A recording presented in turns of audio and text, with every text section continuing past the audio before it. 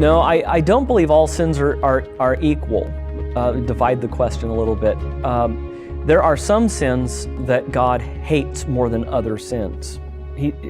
I think we can say that on the basis of of what God Himself says about some sins.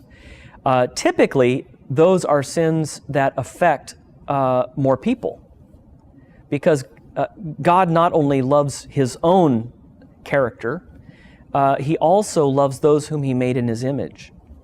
And so sins that are done in private and that provoke God's anger are terrible.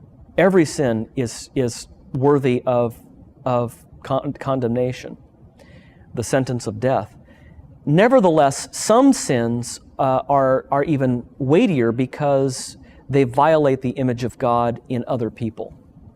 And so I think there's a difference on the horizontal scale of how things play out in history, a difference in the way God treats sins. However, when one sin is enough to condemn us, what's the point in talking about degrees? You're either condemned or you're not condemned.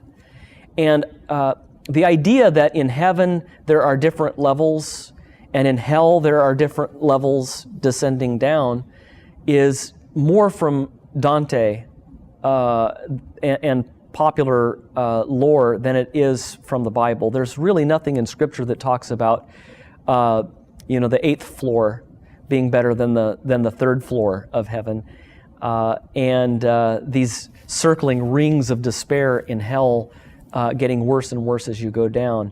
There's really none of that. That's fantasy. Bottom line, in heaven, everyone is joyful. Everyone is delighted. Everyone shares together, mutually, in the inheritance of the saints with Christ. In hell, everyone together, mutually, shares in everlasting humiliation and guilt and death.